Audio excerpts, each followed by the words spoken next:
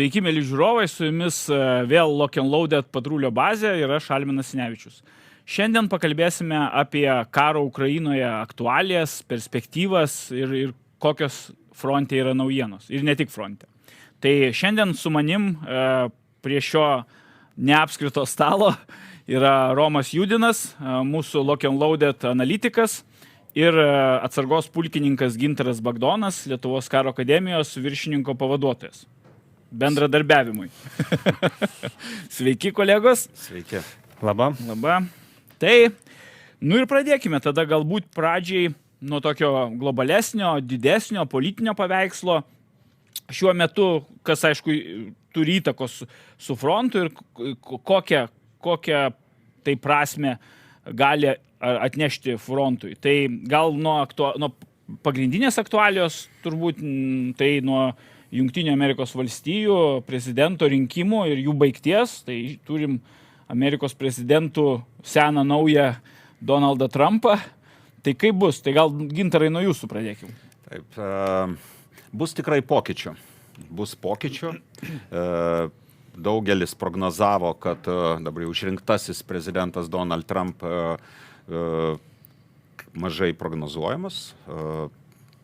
Gal mėgstu geras naujienas, gera naujiena, kad vėlgi pasikartosiu, kad bus pokyčiai ir jeigu esamoje administracijoje kartais drįsdavom kritikuoti lyderystės stoka, neveiklumą, susilaikymas, tai man atrodo šitoj vietoje bus ryžto ir bandymų keisti situaciją.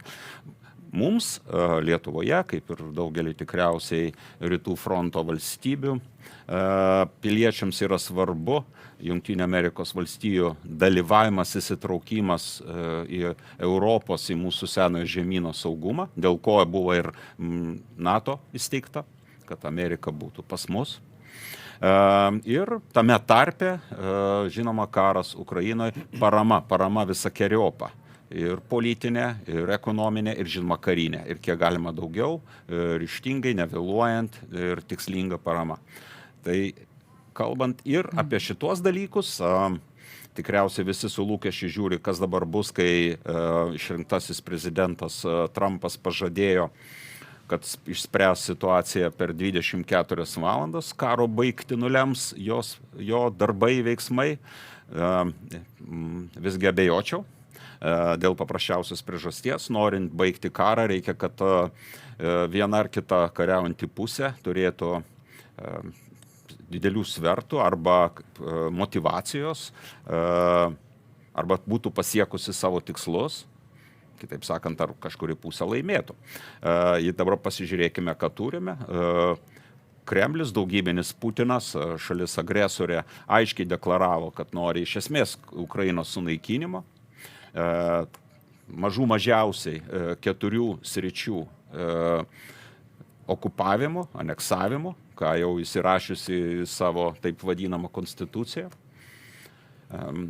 Taip pat ten demilitarizavimo, ką vadintų sumažinimo ir daug kartų pakartojo savo šalies, taip pat denacionalizavimo, ką tai bereikštų. Denacifikavimo, ačiū.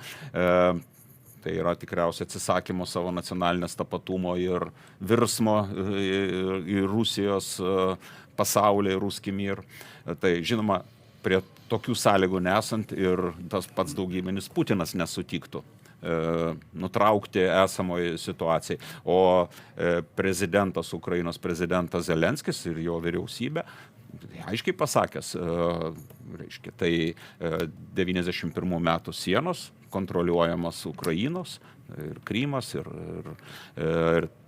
kita. Net jei kažkokios hipotetiškai dėrybos vyktų dėl 22 metų situacijos prieš pilno masto invazijos, tai irgi toli gražu. Ką norėjau pasakyti, kad abiejų pusių pozicijos yra labai skirtingos. Todėl akivaizdu, kad JAV prezidentui nepavyktų per 24. Tačiau akivaizdu taip pat, kad JAV busimoji esama, tiesą sakant, svertų turi nemažai ir didelių. Tai pirma, pagalbos teikimas arba neteikimas, karinės pagalbos, milžininkos didelės, kuri priverstų ir Rusiją elgtis kitaip. Arba, jeigu dėl ko būtų didelė problema ir visiems mums, jei stabdytų paramos gavimą. Ir ekonominiai svertai. Ir tas ekonominius svertus panašu, kad panaudos. Pirmiausia, energetinius. Smagu, kad jau nominuotas respublikonų stovykloje kaip būsimo būti nacionalinio saugumo patarėjo, kurio be nereikia parlamento pritarimo, tai prezidentas skyrė savaime, tai buvęs karys, veteranas Volts. Jis interviu duodamas neseniai yra įvardėjęs, kad Rusija yra, anot jo, didelė degalinė su brandoliniais ginklais. Ir reikia pilnų sankcijų, milžiniškų sankcijų, kad priversti Rusiją pasitraukti ar pakeisti savo pozicijas. Tai panašu, kad JAV net ir dėl ekonominių priežasčių, ne tik dėl Ukrainos, gal pirmiau dėl ekonominių, didins naftos gavimą ir dujų, kurių turi. Kad mažinti naftos kainos, tai čia bus gera naujiena, o Rusijai naftos kainos yra, žinoma, tiesioginis ir pirminis ir didžiausias karo mašinos finansavimas. Bent jau esu skaitęs kažkuriuose šaltiniuose, kad per 2023 metus Rusija uždirbo apie 200 milijardų JAV dolerių iš naftos vien. Tai darykim kokias nori sankcijas, bet jeigu tokius pinigus gauna per Kiniją, Indiją ir kitas šalis galbūt, tai va čia jau solidu. Ir čia taip pat pozityvu, kad naujoji JAV prezidento administracija pasiruošusi rimtai Ukrainos naudai keisti situaciją. Antras ir nominuotas būsimas, tikėtina, čia jau reiks matyti kongreso patvirtinimo, tai valstybės sekretorius Rubis taip pat yra pasakęs žiniasklaidoje, dar tiesa rinkimų išvakarėse berods, kad Ukrainos pozicijos prieš derybas turi būti stiprios. Tai taip pat yra smagu. Tai yra pozityvumo yra. Bet tas pats Volcas ir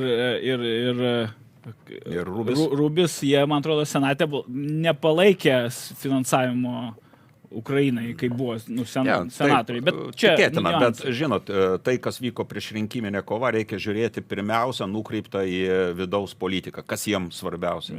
Deja, turim pripažinti, Jungtinėm Amerikos valstijom karas Europoje, Ukrainoje nėra prioritetinės sritis. Kinija turbūt prioritetinės sritis.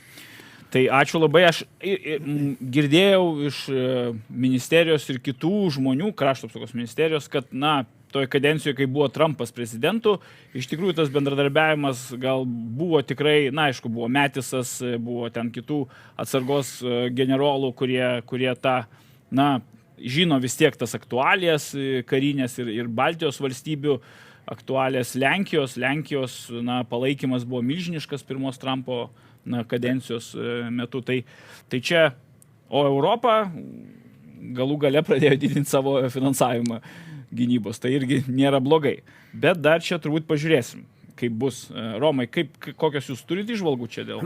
Aš tai gal šiek tiek, kaip sakyti, tą operacinį taktinį nusileidžiant, pulkininkas tikrai puikiai viską pasakė, manau, ir neturiu ką dėl šito pridėti, bet yra ateinančiai administracijai keletas klausimų, kas liečia paramą konkrečiai kovojančiai Ukrainai.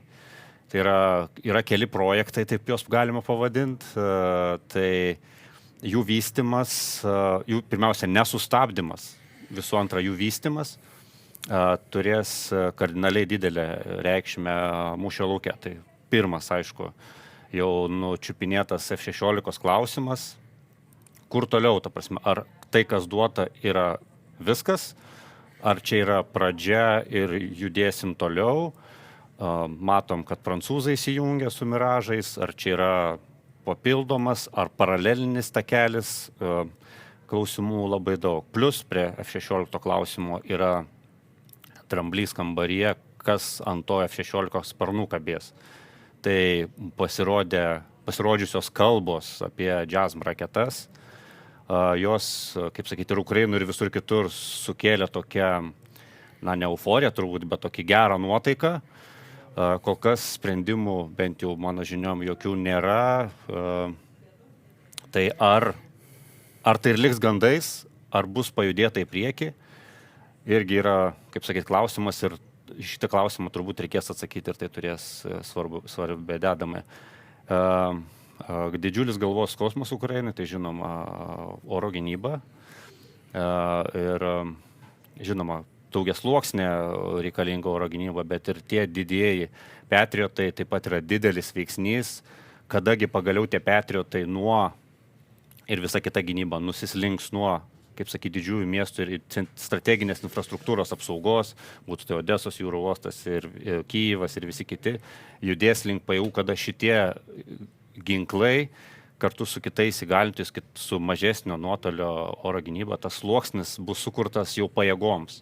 Tai va čia yra esminis klausimas, ar vakarai, žinoma, kur didžioji dedamo yra JAV, ar turi pajėgumą pirmiausia, noras jau kitas klausimas, tai padaryti. Na ir trečias klausimas, visa bendra dinamika paramos, tai yra nuo šarvuotos technikos iki sviedinių, kaip tai judės į priekį. Dabar matom, kad šita nueinanti administracija atrodytų truputį forsuoja reikalus, skiria daugiau pinigų, tų paketų lygtais daugiau, bent jau taip viešoje erdvėje. Tai klausimas, ar čia tik paskelbimas, o kada bus įgyvendinimas, kaip dažnai būna, paskelbė vieną, tas įgyvendinimas ateina, sakykime, po pusmečio ir panašiai, atvyksta realiai geležis į vietą. Tai, bet va tokie teis klausimai tai ateinančiai administracijai, kurios tikimės visi, kad bus atsakyta.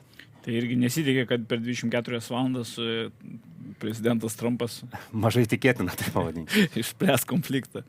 Gerai. Kitas dalykas, valdžios krizė Vokietijoje, arba, tiksliau, valdančiosios koalicijos žlugimas ir jau partijos, kiek žinau, sutarė išankstinius rinkimus organizuoti vasarį kitų metų. Tai Šolcas turi labai daug kancleris Šolcas vidinių problemų Bundestage ir kitur, ir vyriausybėje, ir apskritai savo valstybėje. Ir ar tai turės įtakos paramai kažkokiem sprendimam Ukrainos fronte? Ar visgi Vokietija nėra toks didelis žaidėjas? Ukrainoje Vokietija yra šiai dienai tikriausiai viena didžiausių paramos davėjų, nežiūrint pasigirdančių kritikos jos atžvilgių, bet jos parama, jos potencialas ir jinai yra, Vokietija iš tikrųjų de facto turėtų būti Europos lyderė, prisimti tas atsakomybės, dėja, jos trūksta. Norisi tikėti, kad po rinkimų, kurie įvyks vasario 23, beros dabar jau paskelbta, bet nauja vyriausybė bus suformuota tikriausiai birželio mėnesių link, tai bus didelis pilka teritorija, tai laikas, taip, tai nėra didelio optimizmo, kad ten dideli pokyčiai ir mums Europoje, turint neapibrėžtą dar laikotarpį dėl Jungtinių Amerikos valstijų, naujos administracijos ateimą, perdavimą, tai tas laikotarpis gali būti įtemptas ir sakykime, pavojingą žodžią nenorėčiau naudoti, bet tam tikrų rizikų gali nešti. Pokyčio metas. Gruodžio 16 beje jau yra paskelbta, kad bus balsuojama dėl dabartinės vyriausybės pasitikėjimo Bundestage. Tai čia jau sunku būtų kažkokio pozityvumo matyti, nes bet kokios vyriausybės žlugimas jau yra, nėra, jei galbūt su ateinančiai krikščionių demokratų, jeigu tikrai tokie bus, tai tą, ką Vokietija pasirinks, Vokietijos balsuotojai, rinkėjai, tai pozityvumo gal bus daugiau nei turėjome iki šiol Ukrainos atžvilgiu, kuri davė tikrai daug, bet galėtų daugiau, prisimenant raketų Taurus, nesprendimo nebuvimą dėl jų nedavimą ir panašių istorijų. Romai, ką jūs manote? Labai daug irgi neturiu ką pridurti, tik galiu priminti, kad visam šitam fone pati Vokietija dabar, pati Vokietijos pats Bundesveras yra, kaip čia pavadinti, atgimimo stadijoje, bando augintis raumenis grįžti prie to, kas buvo Šaltojo karo metais. Bundeswehras yra Vokietijos kariuomenė. Bundeswehras yra Vokietijos kariuomenė. Ir šitam kontekste svarbus yra politikų, kaip sakyti, požiūris ir vaidmuo, tai reiškia tos karinės irgi paramos.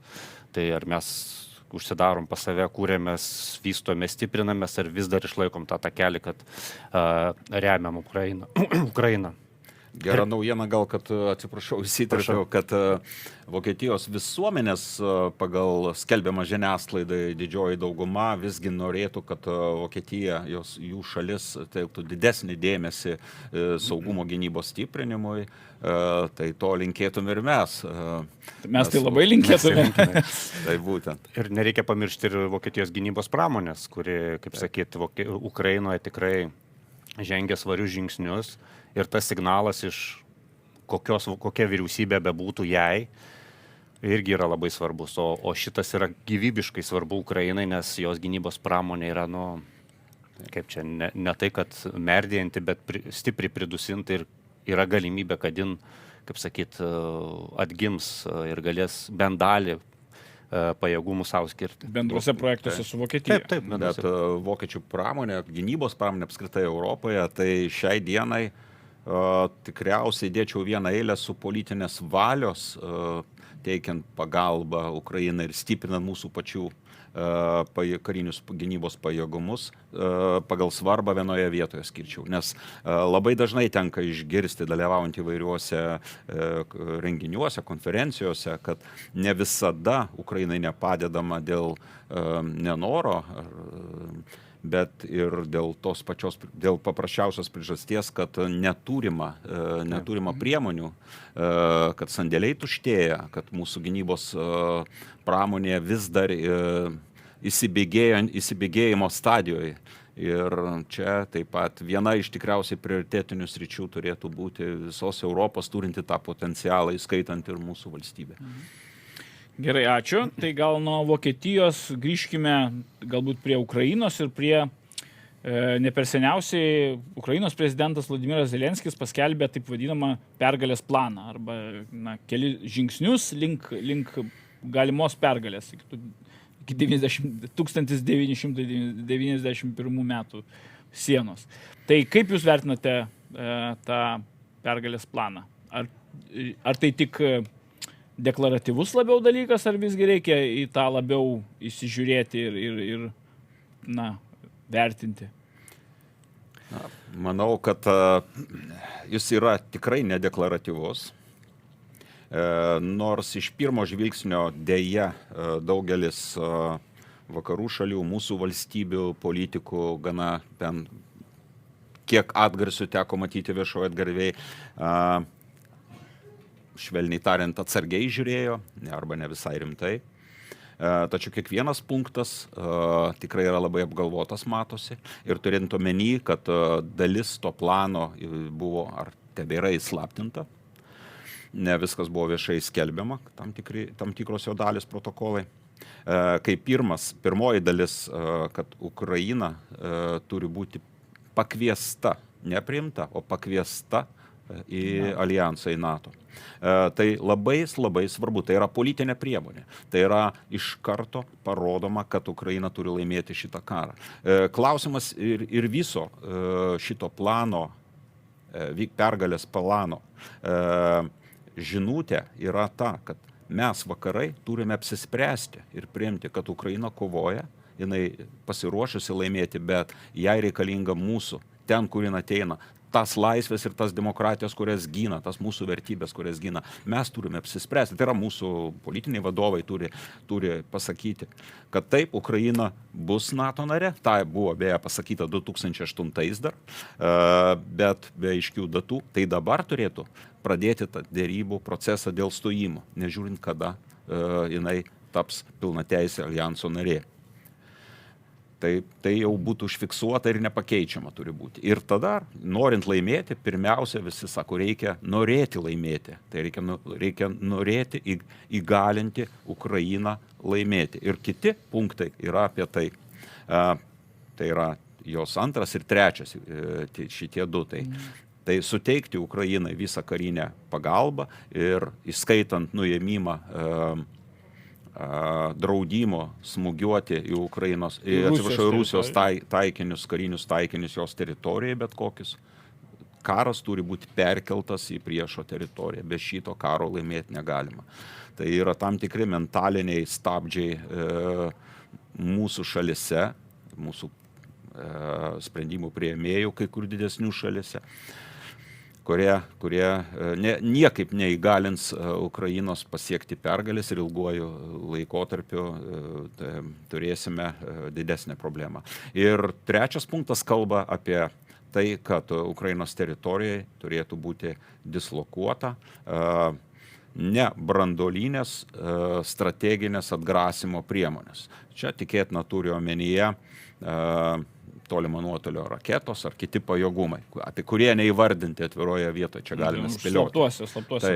Ir svarbiausia, ketvirta kalba, čia jau žinutė Jungtinė Amerikos valstijom, kad žinant, kaip gali atrodyti pasaulis po kažkiek metų, turint omeny Kiniją, Pietryčių Aziją, kad dalį Jungtinių Amerikos valstijų pajėgų Europoje gali pakeisti antra, po tikriausiai demokratiniam pasauliu stipriausia kariuomenė, tai Ukraina. Jo, tas man irgi labai įsiminė iš tikrųjų, kad Ukrainos kariai Europoje gali pakeisti amerikiečių karius. Taip. Taip, čia toks įdomus iš tikrųjų priėjimas prie pasiūlymus. Bet tai svarbu ir politiniam supratime Kijeve, kad mes ne tik vartotojai saugumo, mes ir kontributoriai. Ir Ukraina su šita pozicija ateina į pasaulį, į mūsų pasaulį, ginti mūsų vertybių, kad jie stovi pasiruošę. Mes turime įgalinti juos. Aš manau, čia labai geras punktas, nes Trumpasgi pirmos kadencijos metu, kai buvo prezidentas, jis kalbėjo apie išvedimą karių iš Vokietijos, iš kitų amerikiečių, atitraukimą iš Europos, kad perkelti, vėlgi pajėgumus kažkur. Jo, bet šitas punktas, manau, yra tiesiogiai susijęs su pirmu punktu. Tai reiškia, jeigu Ukraina tampa arba gauna pakvietimą, bet vienareikšmiškai, kai tampa NATO nare, tik tada pati įgauna iš savęs įsipareigojimą ginti kitus, tai yra užimti, sakykime, amerikiečių vietą. Ir kita vertus, sąjungininkai ją priims kaip gynėją, priimtų gynėją. Jeigu pirmo punkto nėra, tai kokiu pagrindu Ukraina perima šitą sunkią naštą, taip pavadinkim. Tai manau, kad čia tie punktai yra tarpusavy susiję ir ypač tas pirmas ir paskutinis. Ir nepaisant to, kad skamba ambicingai, visgi galima matyti, kad čia yra šioks toks, kaip sakyt, ne tai, kad žaidimas, bet geras politinis gemblinimas, žinant, kas tikėtina ateis į Baltuosius rūmus, pabandyti tuos du dalykus surišti, gal suskambės, ta prasme. Realistiškai, tai, kaip sakyt, sunkiai įmanoma turbūt, bet vis dėlto žinutė yra, tai gal ir suskambės kažkurioje galvoje. Bet aš dėl to trečio punkto, dėl nebranduolinio atgrasimo elemento, tai čia buvo pasirodžiusi viešoje erdvėje informacija, kad apie tomahawkus šnekėta, liktai buvo. Bet ten paneigė paskui, man atrodo. Paneigė nepaneigdami, taip pavadinkim. Jo, kad nepasakė, kad ne, bet labai liūdna, kad šitos detalės, kurios gal nėra detalės, pasirodė viešoje erdvėje. Taip, reiškia, supračiau. Tai čia labai būtų įdomus klausimas pirmiausia dėl nešėjų. Tai kasgi būtų tie nešėjai? Tai yra jūrinė platforma iš esmės. Bet viena iš tomahawko versijų yra žemė raketomis pritaikyta. Bet jin yra, tai vat klausimas, ar amerikiečiai būtų linkę ją dalintis, tai čia yra didžiulis klausimas. Tai arba technologija dalintis, arba nešėjais dalintis, tai nežinau. Arba technologija, ką jūs sakote, investavimas į Ukrainos gynybos pramonę. Arba šitą. Nes jau šiuo metu jau antra vokiečių gamykla statoma, amerikiečių, prancūzų, norvegų. Gynybos pramonė yra vystoma. Ukraina didelė valstybė, to labiau, kad kariniai poreikiai yra didžiuliai. Ir dar buvo vienas punktas, kurio mes dar nepaminėjome, tai ten dėl po karo atstatymo visos Ukrainos. Taip, ir jis taip pat svarbus, nes jis referuoja ir taip pat, kaip ir dėl Ukrainos kontribucijos savo pajėgom, siūlo dalintis natūraliais resursais ir ekonominę naudą su Jungtinėmis Amerikos valstijomis, apsaugant šitos resursus jau dabar, pergalės metu. vienas lyrinis nukrypimas, dar kai vat, su tais karių ukrainiečių į Europą pakeitimo amerikiečių, tai aš prisiminiau, kai dar Aristovičius nebuvo, dar buvo patarėjas ir nebuvo ten sužlugdęs savo reputacijos, tai teko su juo bendrauti ir jis sako, nu va, į Afriką galim 3 brigadas ukrainiečių perkelti ir ten viską išspręs. Tai čia, nu, toks jo įdomesnis siūlymas, bet kodėlgi ne, jeigu būtų NATO valstybė. Tai bet čia labai, manau, ilga perspektyva.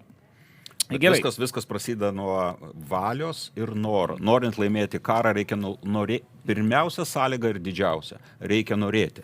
Nu, ir aišku, tas strateginis toks požiūris, vizija yra gerai, tikrai. Tai galbūt čia ir apsistokim ties tuo klausimu. Ir Šiaurės Korėja. Va, dar vienas labai įdomus dalykas, dažnai diskutuojamas, visur ir aptariamas. Šiaurės Korėja, na, jau galima sakyti, kad įsitraukė į šį karą, netgi oficialiai, na, savo karius, kaip sakant, atiduodama Rusijai, Rusijos karinės ginkluotasias pajėgas, ten 12 ar 15 tūkstančių, ten skaičiai įvairūs yra, turbūt už tai irgi kažką gaus, na, branduolinės technologijos, ten dar kažkas, ten daug yra dalykų, bet kaip šitas faktorius gali įtakoti tiek frontą, na, tiek ir geopolitiką.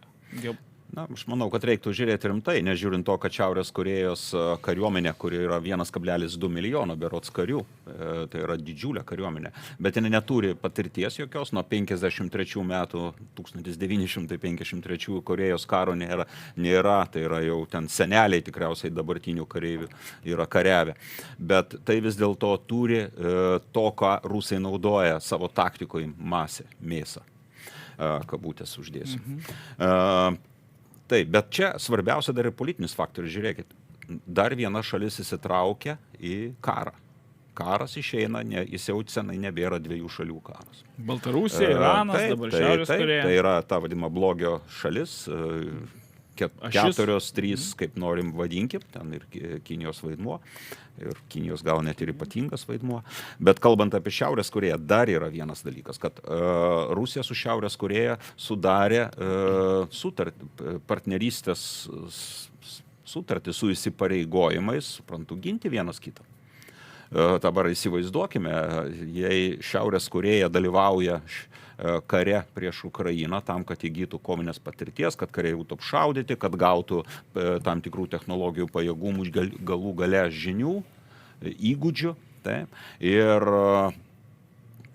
pažvelgia į ateitį, jei konfliktas toliau, turiu menį, pasaulyje kils, didės, ką mes tikriausiai ir jūsų studijoje esam kažkada, ir viešumoje daug kas iš ekspertų yra kalbėję, laiku nesustabdžius Rusijos agresijos Ukrainai, karas išplis. Taip ir vyksta, scenarijus šitas vyksta.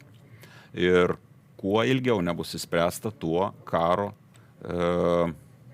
rūkas arba net ir tiesioginiai karo veiksmai eis pasaulyje. Tai Pietų Korėja gali būti kada nors ir artimoje ateityje ir Šiaurės Korėjos taikinys, kas tada? Tas taikinys turbūt seniausiai yra, tik tai gali būti, kad jis pradės veiksmus tam tikrus karinius. Taip, kad čia yra pasaulis darosi neramus ir vakarams dar kartą dėl tos pačios priežasties reikia suklūsti. O mums Europai, jeigu Pietryčių Azijoje kiltų dar vienas karas, žinoma, Jungtinės Amerikos valstijos įsitrauktų, ir čia aš jau grįžtu prie mūsų pirmos temos, JAV įsitraukimas į Europą svarba, nes šiai dienai Europa dar yra nepajėgi savęs apginti be Jungtinių Amerikos valstijų. Ta reikia suprasti.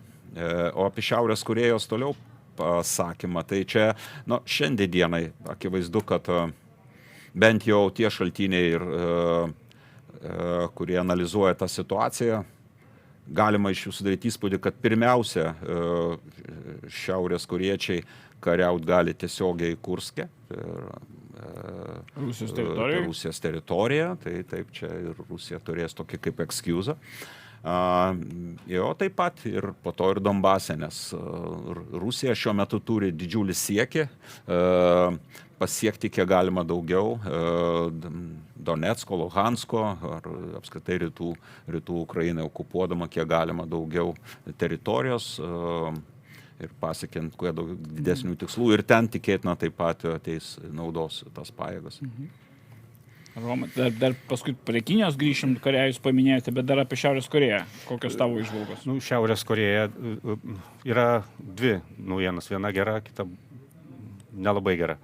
Tai gera ta, kad tai pagal tos skaičius, kuriuos dabar mes matom, tai, sakykim, 15-12 tūkstančių, tai taip supaprastintai pažiūrėjus, tai šitų pajėgų užtektų 2 savaitėms. Ta prasme, žiūrint, taip, jeigu visus metam. Per visą frontą. Jo, ir skaičiuojam, kiek rusai netenka per dieną karių, tai čia yra 2 savaitėm. Bet tai yra, aišku, spekuliatyvus skaičiavimas. Ir antra, gerokai didesnė problema yra ta, kad Rusija didina statymus šitam kare. Ir Ukraina ir vakarai ypač priversti tik tais reaguoti. Ir tenka pripažinti, kad reaguoja labai lėtai. Pamatėm, pirmas labai aiškus signalas, aišku, jau buvo su Iranu, tai šachedronai.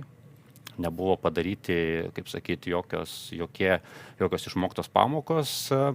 Tik tais tas vystėsi ir įsivystė iki to, kad Rusija jau vykdo savo šachedronų gamybą.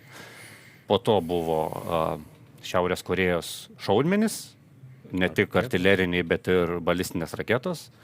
Vėlgi buvo naujiena, pavadinkim taip, matant iš tų reakcijų.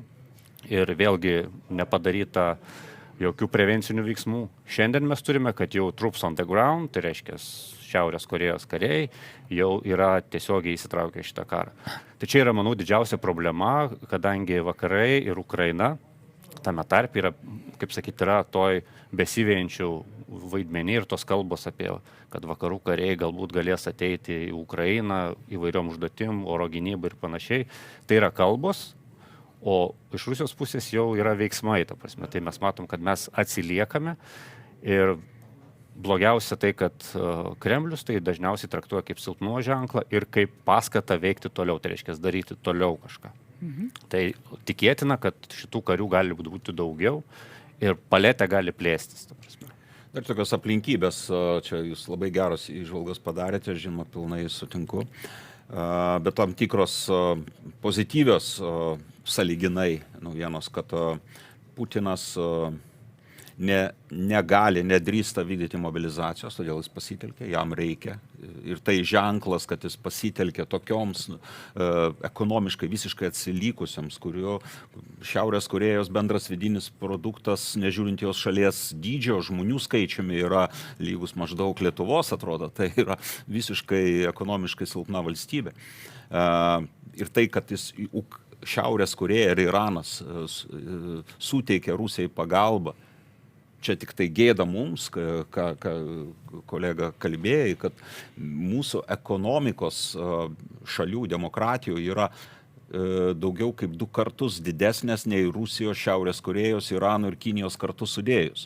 Tai blogio ašių ekonomikos yra maždaug 1/3 mūsų visų šalių dydžio. Turime didelius resursus, milžiniškus išteklius, bet politinės valios dėja nėra.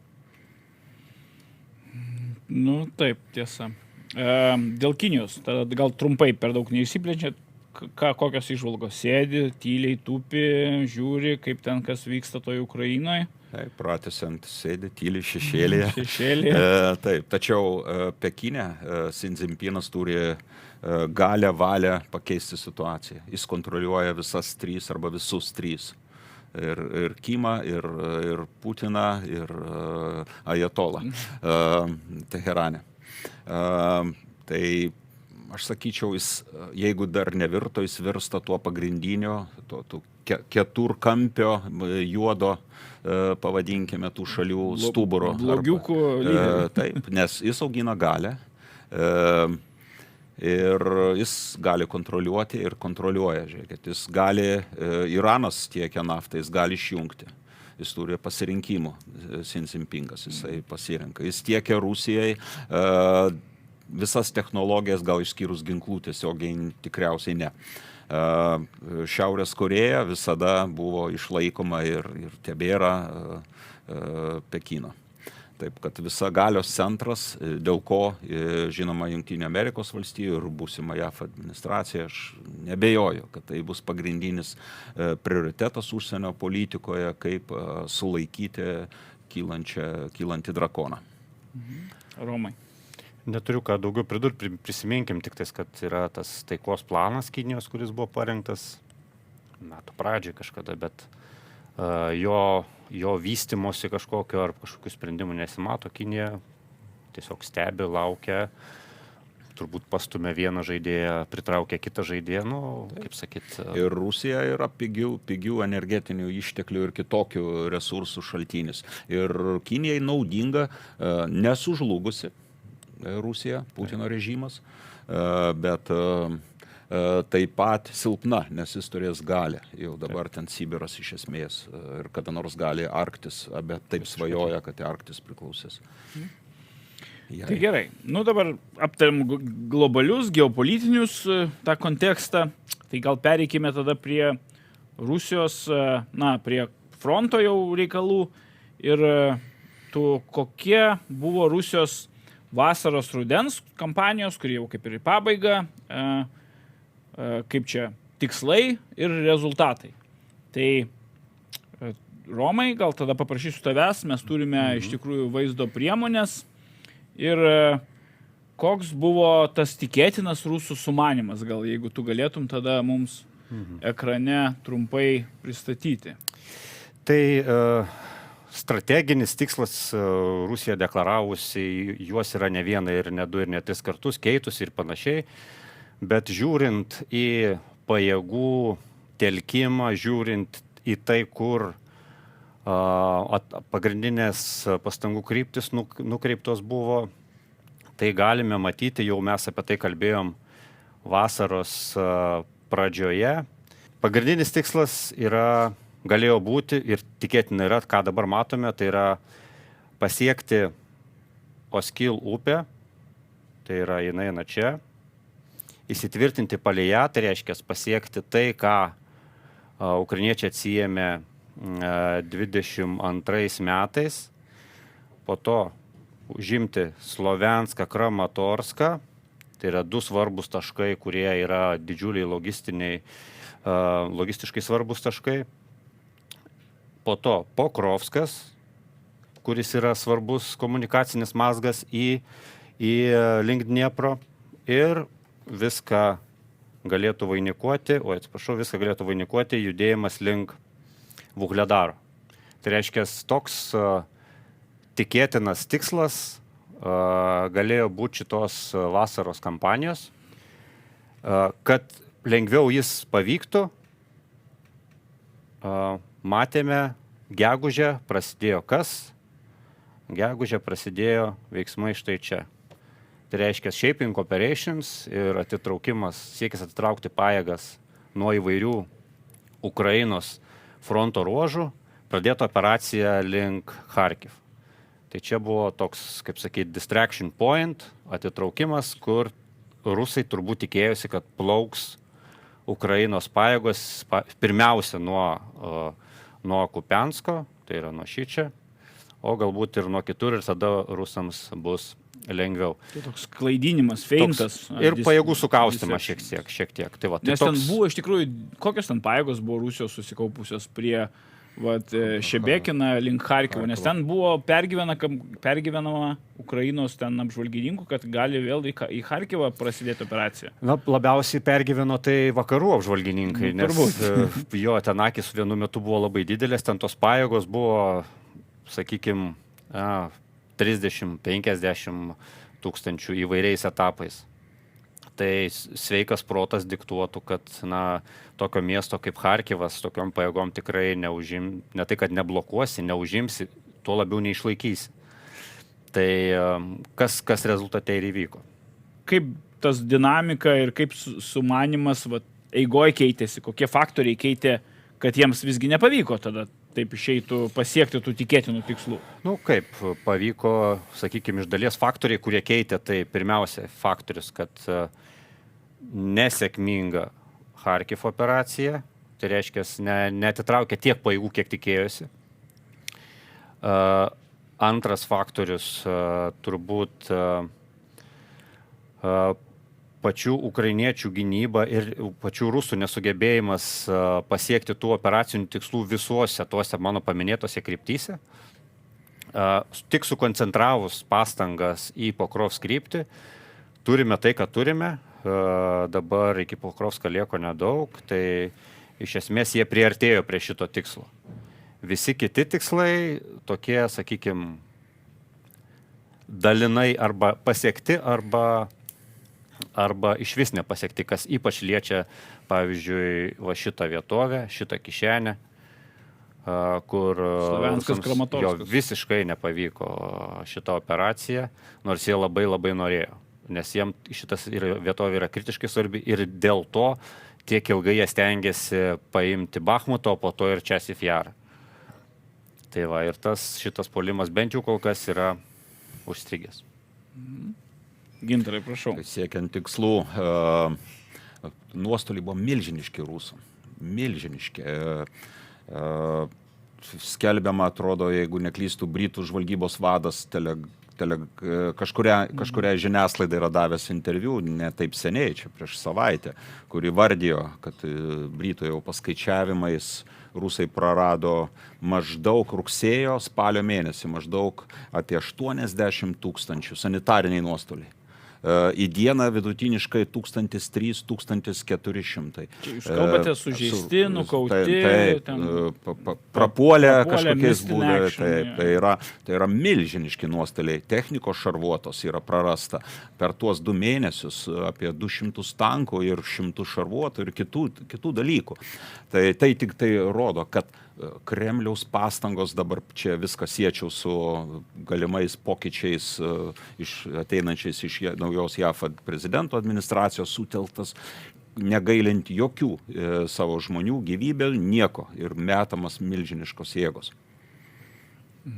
Parodyti, kad Rusija stipriai ir jį toliau... Berods, jei neklystų, Pokrovskio kryptimi, gal platesniam ruože Donecko srityje, ten iki 70 000, iki 70 000 ar net ir daugiau rusų pajėgų dislokuota. Tai čia Toreckas? Nuo Torecko, sakykime, iki pradžios Zaporižės srities. Čia va kažkur apie 70 000. Tai yra labai didelės pajėgos. Kitose čia šiek tiek mažiau, po 30, čia sakykim. Bet gal dar perėsime detaliau prie fronto, truputį vėliau. Tai kokia yra dabartinė bendra tokia, jeigu žiūrint visos kampanijos situacija, kur link jį krypsta ta vasaros rudens kompanija. Dabar paskui jau perėsim prie žiemos pavasario, bet dabar užbaigim su vasaros rudens kampanija. Čia toks, aišku, sąlyginis toks, kaip sakyti, įstatymas, mes patys savo įsistatome į rėmus. Kažkaip tai dalinam tos etapus. Nes tas didysis puolimas Rusijos pajėgų prasidėjo praeitų metų spalio 10, kai buvo pradėta Avdijivkos operacija. Tai nuo to laiko, tai, kaip sakyti, ruduo, žiema, pavasaris nesvarbu, tas puolimas ta pačia kryptim, pagrindinė kryptis ir liko šita. Šita tai kuri? Pokrovsko kryptis. Donecko, taip. Jo. Plačiai. Tačiau situacija yra tokia, kad Rusija artėja prie savo tų operacinių tikslų, tai yra tos vasaros rudens kampanijos. Kaip ir minėjau, Pokrovsk kryptimi yra pasiekti rusams geriausi rezultatai. Jie priartėjo praktiškai, jau artilerija apšaudo Pokrovsk miestą, jau vykdoma evakuacija ir panašiai. Šitą situaciją blogina padėtis ankstesnėme Vuhledaro ruože, tai dabar Kurachove, tai yra kairysis rusų flangas. Rusai labai sparčiai veržėsi, kad, kaip sakyti, suformuotų tą kairį flangą. Pokrovsko krypties kairysis flangas. Taip, iš rusų pusės žiūrint. Na ir yra dar tas Časiv Jaro Torecko dalis, tai tas dešinysis rusų flangas, kur rusų puolimas įstrigęs yra, nors dinamika buvo, kaip sakyt, jiems vienu metu labai palanki, bet šiuo metu ten yra jų puolimas įstrigęs. Kitas probleminis taškas yra Kupianskas, kur Rusija sugebėjo pasiekti Oskil upę, kur buvo vienas iš tikslų. Aišku, tai labai mažas dar kol kas Siauras ruožas. placdarmas, labai nedidelis toks, kaip sakyti, gyvatėlė tokia, bet vis dėlto jie tai padarė ir iš esmės perskelė šitą visą ukrainiečių placdarmą. Gynybinį rajoną tam tikrą. Oskil šitam rytinėme krante į dvi dalis. Tai kur pasuks, ar į šiaurę, tai yra Kupianskas, svarbus mazgas su galimybė judėti per Oskil upę be kažkokių didesnių tiltų ir panašiai, be kažkokių inžinerinių priemonių tiesiai į Charkivo sritį ir link Charkivo. Tai va šitaip va, šitokiu būdu ar į pietus link Borova ir ten toliau yra Limanas ir visi kiti miestai, tai reiškia. Ar kur link pasuks. Į abi pusės vienu metu mažai tikėtina, ar turės pajėgumų. Bet aš dar galvoju, kad jie gali bandyti, kad ir kitur pasiekti Oskil upę ir kad padaryti tam tikrą katilą, tą vadinamą, kaip jie mėgsta, arba apsupti, kad būtų upė užnugaryje ir iš dviejų, ukrainiečiams iš dviejų pusių rusų pajėgos. Nu, dabar persikelt per upę būtų sudėtinga turbūt. Ne persikelt, bet va, tarkim, matai tą, va, kur irgi strėlė juda link Borovą. Lozova šitas. Aha. Tai taip, tai čia ir yra tas placdarmo sukūrimas. Tai reiškia, kur tikėtina, kad jų pagrindinis tikslas buvo kol kas susidaryti šitą placdarmą. Palaukit, padidinsiu, kad geriau matytus. Va. Šitaip. Ir štai šitokiu būdu susikur šitą placdarmą, kuris jau būtų kažkas rimčiau. Ir nuo tada galėtų būtų tie sprendimai į šiaurę arba į pietus. Tai va, situacija Dar kokių karštųjų taškų turim mes? Nu, kaip negalime pamiršti Kursko, Kurskas. Tai dabar situacija tokia, kad rusai bando nupjauti štai šitą ukrainiečių placdarmą. Sekasi labai prastai, labai didžiuliai nuostoliai, bet jie vis bando. Ukrainiečiai įvykdė rotaciją prieš porą gerų savaičių pajėgų. Tie vienetai, kurie ten buvo anksčiau pakeisti, pamatėm 47 mechanizuotą brigadą jau veikia, matom 95 oro desanto, 36 jūrų pėstininkų. Rusams labai sunku, o ten pagrindinį vaidmenį vaidina jūrų pėstininkai iš rusų pusės. Jūrų pėstininkai ir šiek tiek desantininkų. Tai 800... Šiaurės korėjiečių dar neužtai. Nu jo, baisieji ir klastingiai šiaurės korėjiečiai. Taip. O gal gali pritraukti truputį? Tai dabar jie bando į dvi dalis padalinti, ne? Nupjauti va šitą va pleištą, kuris yra ukrainiečių kontroliuojamas ir kaip sakyt, aišku, prieš tai buvo bandymas ir čia nupjauti, iš abiejų pusių nupjauti visą pleištą. Tačiau, kaip sakyt, neužteko smarvės, buvo patirti didžiuliai nuostoliai ir tai rodo, kad čia turi rusai problemų, tai kad pradėjo ten kristi labai daug šitų 3 tonų kabų. Tai reiškia, žodžiu, rusai bombarduoja savo teritoriją. Taip. Kai negali užimti, tada daužo kabais, bando sulyginti su žeme ir tada užeiti. Irgi sekasi nelabai kaip. Čia reiktų pastebėti, kad Kurske skelbiama, kad rusai jau mažiausiai turi 50 000 grupuotę. Tai jau vien vertinant šitą aspektą turime pripažinti, kad jau ukrainiečiai pasiekė vieną iš tikslų. Nes tie 50 000 greičiausiai būtų mesti į Donecką ar kažkur kitur. Nes ten buvo atviruose šaltiniuose, kad ten pritraukinėja net iš ten tolimųjų rytų, iš kitų, žodžiu, apygardų tos vienetus, kad tik sudaryti tam tikrą masę, tokią kumštį, su kuriuo galėtų.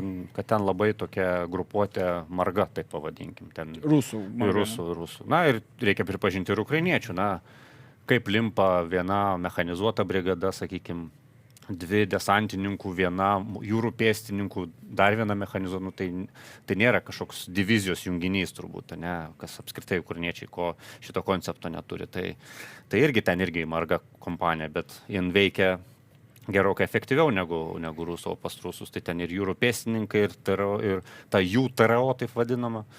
Tai ten maišalinė ir sunkus valdymas turbūt labai viena iš priežasčių, kodėl nesiseka rusams.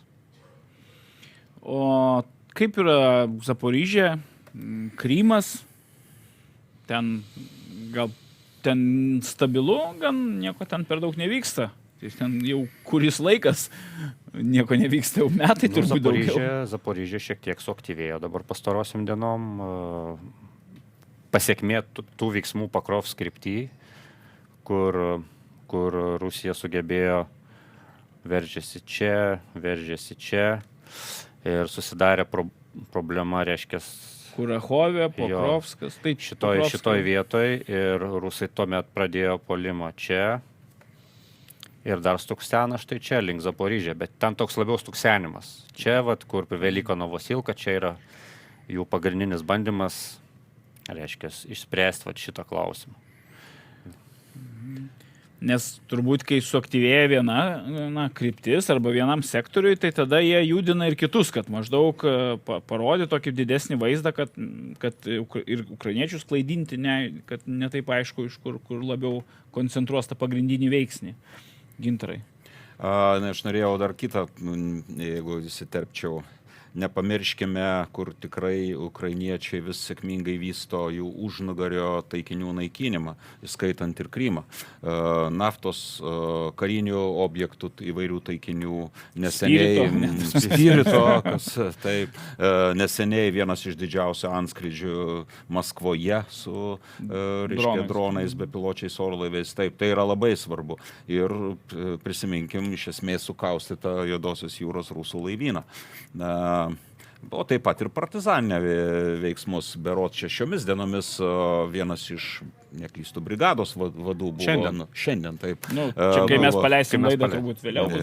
Tai taip, lapkričio 13 dieną buvo paskutinioji vieno iš agresoriaus rašystinių pajėgų brigados vado, pulkininko, kuris buvo nukautas, susprogdintas Kryme. Tai ten tas SBU jisai veikia, ta žvalgyba jų tikrai tenais targetina, kaip čia lietuviškai, nežinau. Taikas ir likviduoja. Bet tai yra, kodėl tai yra svarbu, nes akivaizdu, kad pozicinis karas, žiūrint labiau strateginių operacinių lygmenių, Ukrainai yra sunku kariauti. Tai yra karą, kurį priėmėte Rusija. Ir Ukrainai reikia ieškoti metodų ir būdų, ir jie tą akivaizdu, kad daro. Tai yra ir Kursko operacija, tai yra iš simetrinio padaryti asimetrinį, rodyti netikėtumą ir daryti viską, kad Rusijos teritorijai vyktų karas, kad jis būtų ten perkeltas visais įmanomais būdais. Aš tik papildant su tais Ukrainos Deep Strike smūgiais, tai žinoma, labai yra geras dalykas. Gerai, kad Ukraina ima telktis į kažkokį vieną taikinį. Metų pradžioj buvo naftos perdirbimo infrastruktūra visa. Berods 14% buvo po tų smūgių nukritus gavyba. Daugiau gal net? Galbūt daugiau, bet vis tiek įspūdingi skaičiai. Po to matėm vasaros pabaigoje ir rudens pradžioje akcentą į šaudmenų sandėlius, tai tuos strateginius grau šaudmenų sandėlius, kur keletą tikrai sėkmingai pavyko pakelti ir tikrai efektas tikrai bus. Aš biški papildymas, tai aš kažkur skaičiau, kad 40% Šiaurės Korėjos perduotos amunicijos ir raketų buvo sunaikinta būtent tuose operacinio strateginio lygmens Rusijos teritorijoje esančiuose sandėliuose. Ir ten ne tik artilerinis šaudymis, ten ir balistinės raketos ir visas kitas gėris. Bet yra ne tokia gera naujiena, tai paminėtas Krymas. Tai Krymo problemos ukrainiečiams, apart to, kad išvijo Juodosios jūros laivyną, kas yra didžiulis pasiekimas, bet Krymo kaip balistinių raketų paleidimo aikštelės, kaip šachet dronų paleidimo aikštelės, ukrainiečiams nepavyksta išspręsti. Ir problema gaunasi tokia, kad jeigu pažiūrėsim į žemėlapį, su šachet dronais situacija yra tokia, kad kadangi tai yra dronai, tai yra ne raketos, tai jie gali manevruoti ir juda jūra. kur juos pagauti ir sunaikinti yra žymiai sunkiau ir tuomet jų sunaikinimas dažniausiai vyksta ne kur kitur, o jau virš taikinių, tai reiškia virš Odesos miesto ar kažkur, ar virš Izmailo ar kažkur. Ir čia yra problema ir šitą problemą ukrainiečiams anksčiau ir vėliau reikės spręsti, mes apie tai kalbėjom jau anksčiau, suprantama, kodėl taip negalima padaryti, nes trūksta tų, kaip sakyti, tiek nešėjų, tiek raketų, tų būtų Storm Shadow ir panašiai, kad pramušti ir galutinai dominuoti tenais ir sunaikinti visą tą infrastruktūrą rusų. Tai pasakyti, kad ko jūs ten smūgiuojate tos alkoholio gamyklas, jūs geriau smūgiuokite, ten yra labai lengva, tačiau Kryme visai kitokia oro gynyba, ten yra koncentruotai, gerai parengta. Tačiau šitas iššūkis jis yra ir kol šito iššūkio ukrainiečiai neišspręs, tol bus ir problemų su tiekimu ir jau nekalbant apie civilių žūtis. Tai jau kokios yra perspektyvos? Kokios yra, skirstykim toliau mes tom kompanijom, bet natūralu, ateis žiema, blogesni orai, galbūt ne visos operacijos taip lengvai pavyks judėti. Tai būtent ta žiemos, pavasario laikotarpio, kokia perspektyva yra, bet gal prieš frontą, gal aptarkim geopolitiką, ne? Kaip matot toliau? Tai dabar turim naują prezidentą, Vokietija rinks, vėlgi ta blogio ašis, kuri irgi aktyvėja jos veikla. Gintarai, kokias jūs matot įžvalgas geopolitiniam tam fronte, galim sakyti, kas turės įtakos Ukrainos karui Ukrainai? Norėčiau tikėti ir spėlioti yra labai sunku ir prognozuoti dabar neapsakomai sunku. Bet tikimybė, kad Trumpas privers pradėti dėrybas egzistuoja. Tai nereiškia, kad bus kažkokios paliaubos, karas gali vykti ir metus ir ne vienus. Bet ir tuo pačiu lygiai grečiai vykti kažkokios dėrybos. Jei Jungtinės Amerikos valstijos bus ryžtingos, nes nėra kitų aktorių, nėra, Europa neturi. Ir jei nauja Trumpo administracija sutelks visas savo pastangas priversti Rusiją nusileisti ir suteikti bent jau vilčių Ukrainai. Bet tada reikia kažkokio atsitraukimo kelio Rusijai, nes kažkokį jiems irgi kažką pažadėti reikia. Va čia yra sunkiausia. Tai žinoma, buvo deklaruota, kad jeigu Trumpas sugrįž prie kažkada prezidento Reigano naudota taika per jėgą ir sumaniai naudos. Kas yra taika per jėgą? Tai yra jėgos demonstravimas, pasakymas, jeigu nesutiksite su tomis sąlygomis, milžiniškos ekonominės sankcijos, milžiniškas politinis sprendimas, atkirtimas visų 4 blogio ašių. Beje, vienareikšmiškai Irano laukia blogi laikai, manau, kad ir Kinija taip pat, nes čia vienareikšmiškai tiek Trumpas, tiek jo aplinka ieškos priemonių, kaip tą šalis sulaikyti, uždaryti ir priversti nutraukti branduolinę programą čia apie Iraną ir ieškoti. Taip, kad, o taip pat ir karinių įvairių karinių politinių, pavadinkim, priemonių naudojimas, suteikimas Ukrainai visos įmanomos ginkluotės, nuėmimas draudimų, naikinti taikinius Rusijos teritorijai, tai suteikimas milžiniškos ir didelės paramos Ukrainos kariuomeniai. Nežinau, labai jau pozityviai piešite. Jūs klausėt, aš nesakau, kad tai bus. Aš atsakau į klausimą, kaip tai galėtų būti. O kas bus? Pamatysime. Nes Rusijos, kiek tam vidinėje auditorijoje, tai Trumpas buvo labiau norimas negu Kamala Harris kaip prezidento. Ar šampano nebegėrė nieks, bet vis dėlto. Bet dar nenuverkim ir ekonominio faktoriaus. Čia ne tik Kiril Budanov vienoje iš viešų pasisakymų prognozavo griūti Rusijos ekonomiką kitų metų pabaigoje, bet ir daugelis kitų ekonomistų ir apžvalgininkų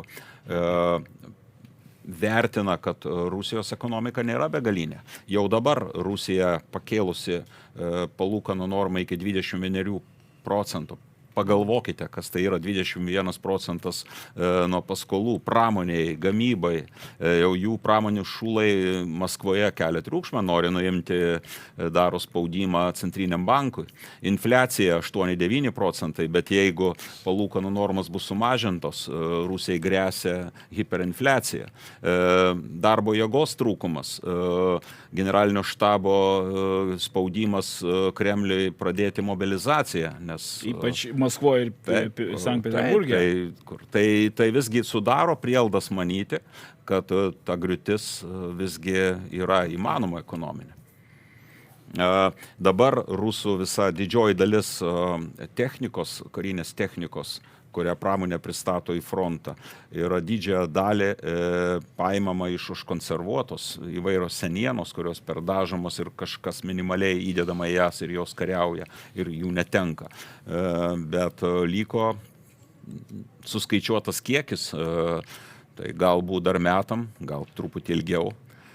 Rusijos pramonė tikrai neįstengs padengti nuostolių netekimo fronto linijoje.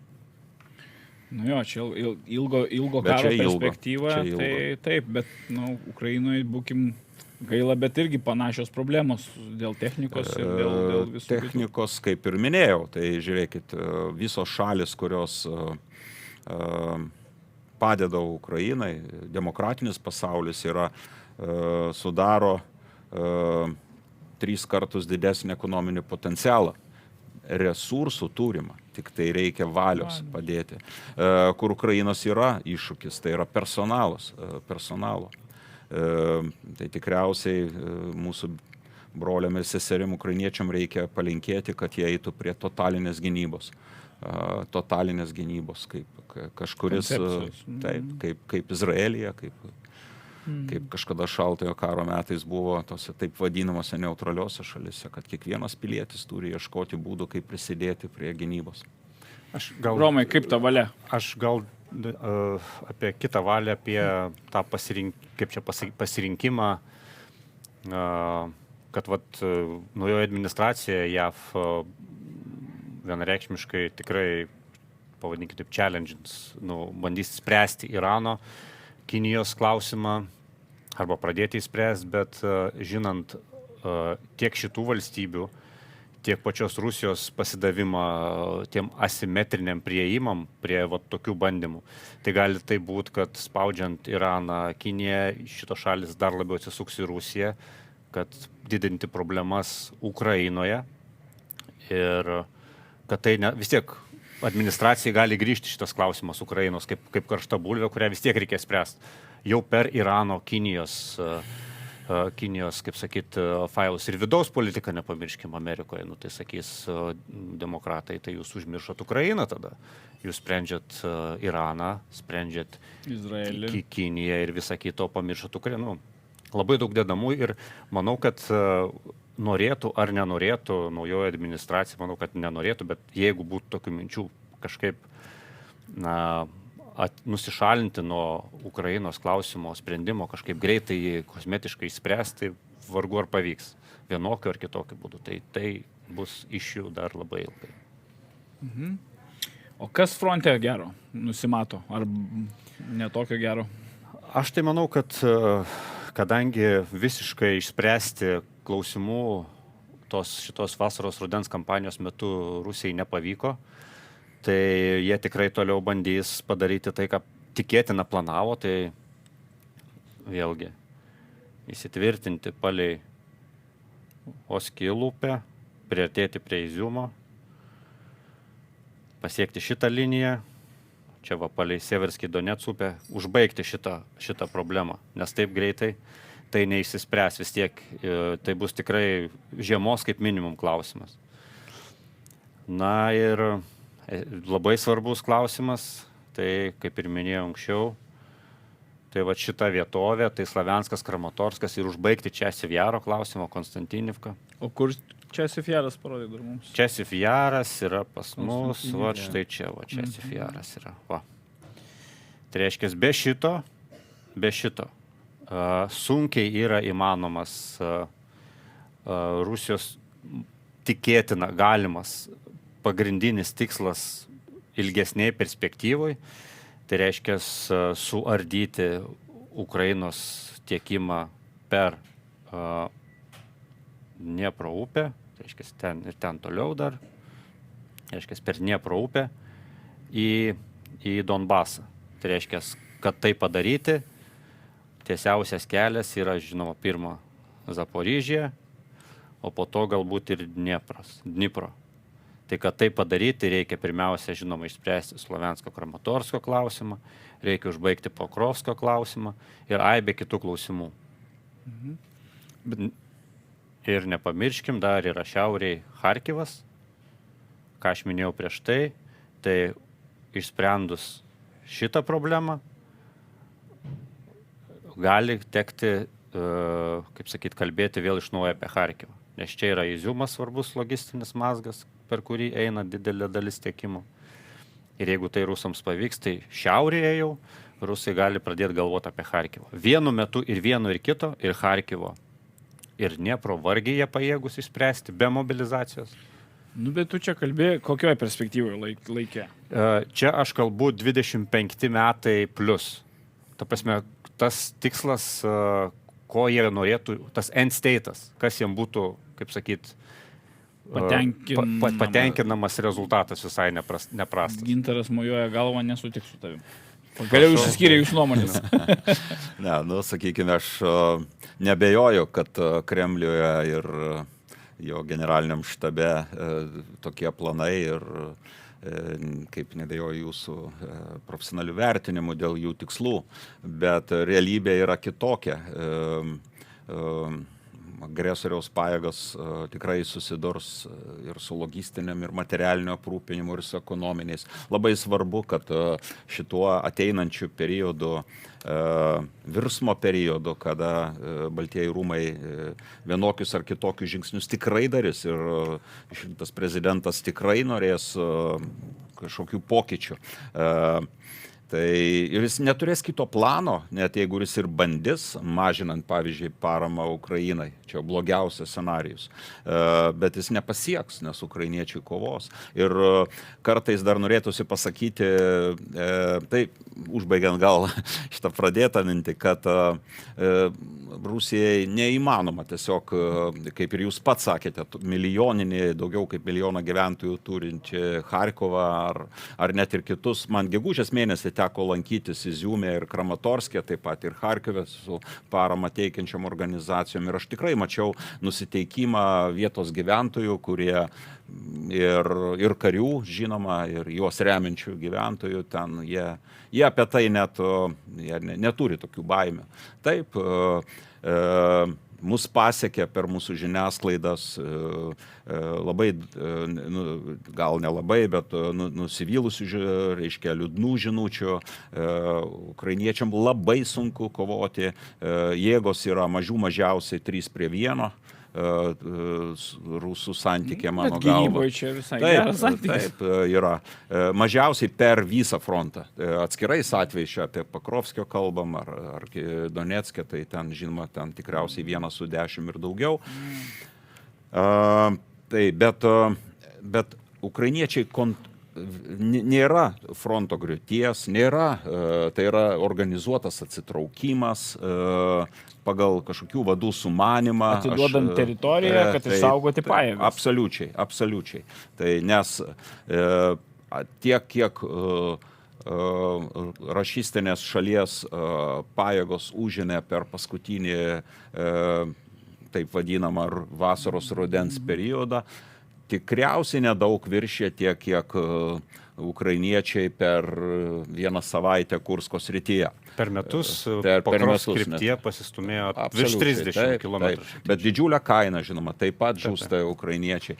Tai aš visgi manyčiau, kad Rusija laukia milžiniškas iššūkis ir jinai su juo noriu tikėti, kad nesusitvarkys kitų metų antroje pusėje, kai susidurs ir gyvosios jėgos, ir materialinių, ir ekonominiais iššūkiais, kaip jeigu su tom sąlygom pirmiausia Jungtinės Amerikos valstijos, o taip pat ir Europa labiau įsitrauks. Ir aš tikiu, kad jinai įsitrauks. Aš sutinku, čia ką aš pabraižiau, tai tas worst case scenario, ta prasme, blogiausia scenario. O geras kareivis turi visada galvoti apie blogiausią nes, ir ilgoji perspektyva. Nes, kai tu galvoji apie tai, kas gali blogiausia nutikti, tada kitaip ir planuoji veiksmus. Bet ką svarbu paminėti yra,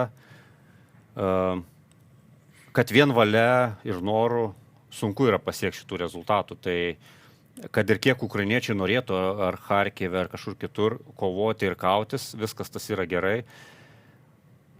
Tačiau reikia turėti ant rankų ginklų, o tikėtis, kad padaryti maksimalūs nuostoliai agresoriui leis pasiekti tą teigiamą savo rezultatą negalim, todėl kad jų nuostolių, kaip sakyti, tolerancijos lubos yra labai aukštos. Iš vis nėra. Jų galbūt ir iš vis nėra. Tiek technikos, tiek gyvosios jėgos. Tai čia vat yra problema ir ta taktika, teritorija už pajėgas, jin pradeda nebeveikti. Šitoj situacijai, kai tos pajėgos pasidarė kitokios negu buvo 22 metais, 23 metų Rusijos pajėgos? Ukrainos pajėgos.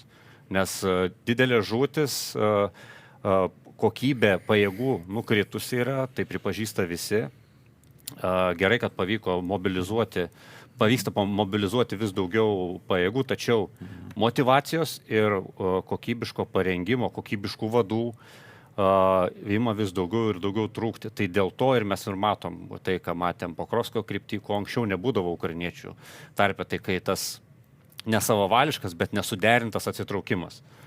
Aš nebegaliu laikyti, aš atsitraukiau, į mano vietą nieks neatėjo, o atėjo rusai. Ir nuo to prasideda fronto trupėjimas.